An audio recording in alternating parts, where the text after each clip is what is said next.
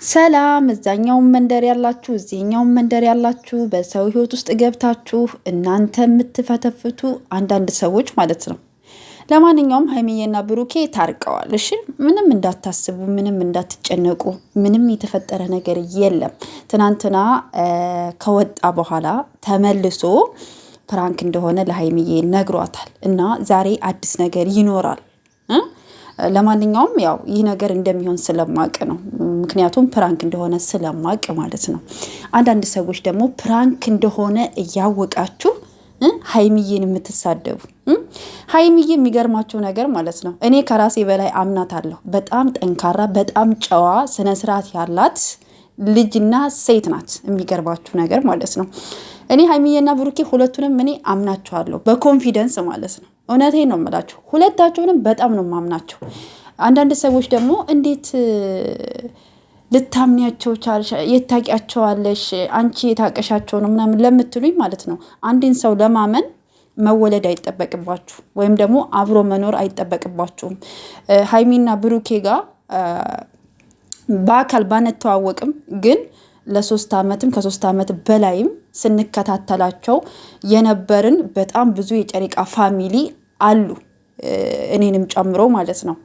ማለት ምን አይነት ልጆች እንደሆኑ፣ ምን አይነት ሰዎች እንደሆኑ፣ ምን እንደሚያስተላልፉ፣ ለራሳቸው ያላቸው ክብር፣ ለቤተሰባቸው ያላቸው ክብር፣ ለሰው ያላቸው ክብር በጣም የሚያስደምመን፣ ከዛም አልፎ ደግሞ እኛን የሚያስተምሩ ልጆች ናቸው። በጣም ስነስርዓት ያላቸው ልጆች ናቸው።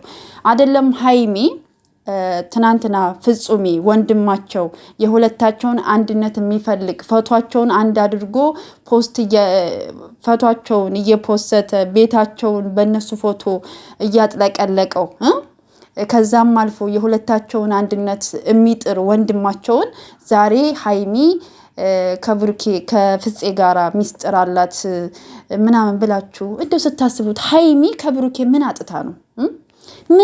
ምን አጣው ብላ ምን ጎሎባት?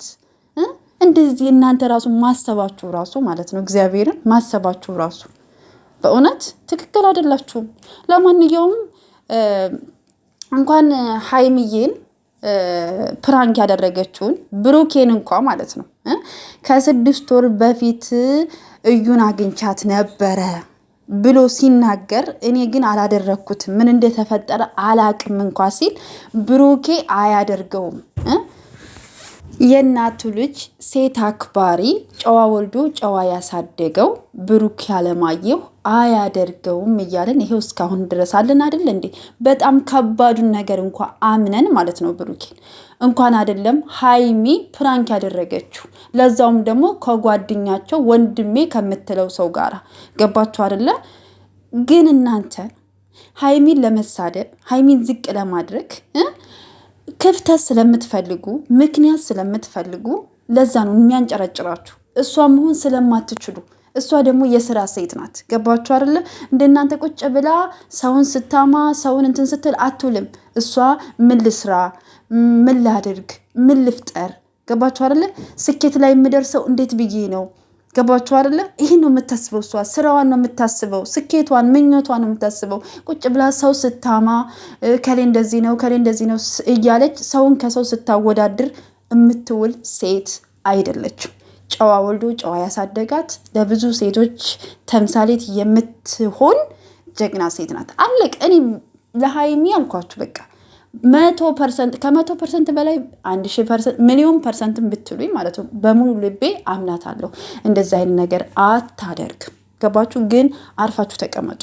ሴት ልጅ የሆነች ምክንያት ስታገኙ ባላወቃችሁት በቃ የሆነ ነገር እየፈጠራችሁ የሴት ልጅ ቅስም ለመስበር ሴት ልጅ ዝቅ ለማድረግ አትሯሯጡ።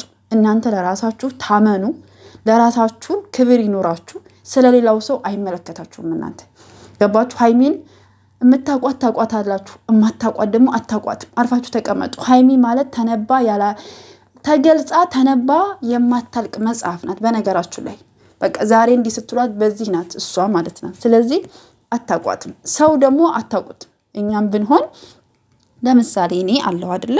ምን እንደማስብ ምን እንደምን አታውቁም። እናንተ ምን እንደምታስቡ ምን ለማድረግ እንደፈለጋችሁ እኔ አላቅም። ስለዚህ ማንም ሰው የሰው ልብ ሊያውቅ አይችልም። ስለዚህ አንዳንድ ጊዜ በሰው ህይወት ውስጥ ጣልቃ ገብታችሁ እናንተ ወሳኝ እናንተ እንትን ባይ አትሁኑ። ሰውንም ደግሞ ዝቅ አታድርጉ። ሰውን ከማንም ጋር አታወዳድሩ። እሺ፣ ትክክል አይደለም። ሰው የሚኖረው በራሱ በተሰጠው ነገር ነው። ገባችሁ አይደለ? በሰው ህይወት ውስጥ ጣልቃ ገብታችሁ እናንተ ተናጋሪ እናንተ አዋቂ ለመሆን አትሞክሩ። የሰውን ልብ እኔ ያውቃለሁ፣ እሷ እንደዚህ ናት፣ እሱ እንደዚህ ነው ማለትም ትክክልም አይደለም ተገቢም አይደለም። ገባችሁ? ስለዚህ ከሰው ህይወት ውስጥ ውጡ። ለመልካም ነገር ብትገቡ ችግር የለም። ለማስተካከል፣ ለማስታረቅ፣ ለማግባባት ብትገቡ ችግር የለም። ግን ሰውን ለማለያየት፣ ሰውን ለመሳደብ፣ ሰውን ዝቅ ለማድረግ ግን አትግቡ። ትክክል አይደለም። ገባችሁ አይደለም? ስለዚህ ውድ ቤተሰቦቼ በያላችሁበት ሰላማችሁ ብዝት ይበልልኝ። ዛሬ አዲስ ነገር ይኖራል ብዬ አስባለሁ። መልካም ጊዜ ይሁንላችሁ ውድ ቤተሰቦቼ። ሰብስክራይብ፣ ላይክ፣ ሼር እያደረጋችሁ ለምታበረታቱኝ እጅግ አድርጌ አመሰግናለሁ። መልካም ጊዜ ይሁንላችሁ።